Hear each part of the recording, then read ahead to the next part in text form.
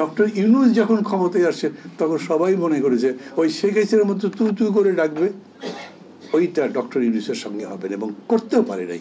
একদম সরাসরি চোখে চোখ রেখে এই সরকার কথা বলতে পেরেছে, তার জন্য আমি ধন্যবাদ দিই এবং মনে করি স্পিরিট জাগিয়ে রাখেন।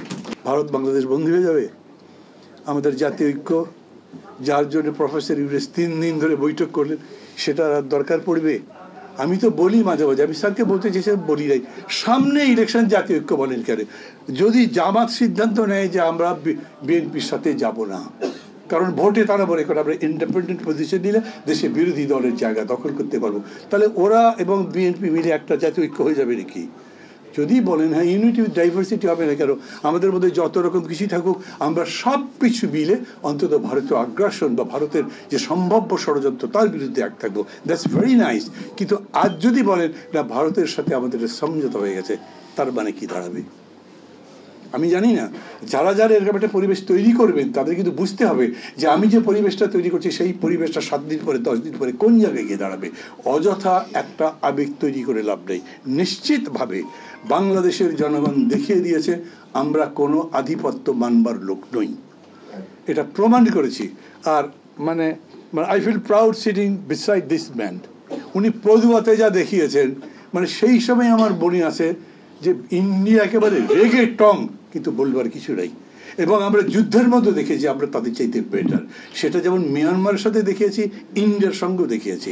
এবং এখন কি হয়েছে, ডক্টর ইউনূস যখন ক্ষমতায় আসছে তখন সবাই মনে করেছে ওই শেখ হাসিনার মতো তু তু করে ডাকবে, ওইটা ডক্টর ইউনূসের সঙ্গে হবে এবং করতেও পারে নাই। একদম সরাসরি চোখে চোখ রেখে এই সরকার কথা বলতে পেরেছে, তার জন্য আমি ধন্যবাদ দিই এবং মনে করি স্পিরিট জাগিয়ে রাখেন। এটাই আমাদের স্পিরিট। বাংলাদেশ এত বড় লড়াই করে মুক্তিযুদ্ধের মধ্যে দিয়ে স্বাধীন হয়েছে, আমরা তাদের পেছনে পেছনে ঘুরতে থাকবো কেন? ওদের মিডিয়ায় যে সমস্ত কথাবার্তা বলে বলুক, ওরা আমাদের চেয়ে পিছিয়ে থাকা ছোট লোক। কেন বলছে এত খারাপ কথা? বাংলাদেশে আমি পরশুদিন ডিডি দেখলাম, ওই যে দূরদর্শন, কতগুলো মন্দির ভাঙা হয়েছে, কতগুলো বাবুল মানে হিন্দু মেয়েকে রেপ করা হয়েছে, কাহিনী বলছে একটার পর একটা নিউজের মধ্যে। Can you imagine? এত বড় মিথ্যাচার তো আমাদের এই দেশে আমরা কোনো সময় করতে পারি নাই, ওরা করে।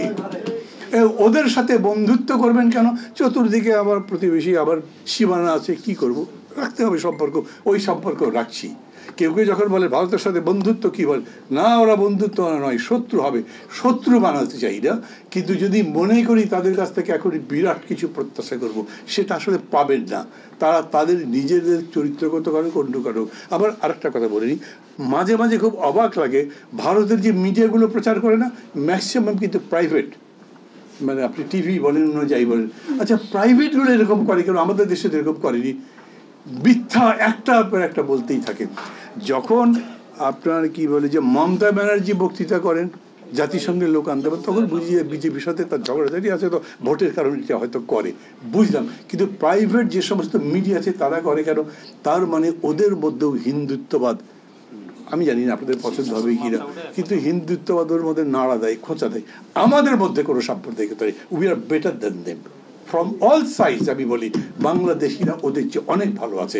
আমরা ইকোনমিতে তাদের চাইতে ভালো করেছি, আমরা লড়াইয়ে তাদের চাইতে ভালো করেছি, আমরা ঔদার যে বড় মনের পরিচয় দেওয়ার ক্ষেত্রে তাদের চাইতে ভালো করেছি। এই সব কারণ মিলে আমি এই কথা বলতে পারি কি, যে বাঙালিদের মধ্যে মানে আমাদের মধ্যেই সম্ভাবনা আছে, এই জায়গাতে আমরাই দাঁড়াতে পারবো।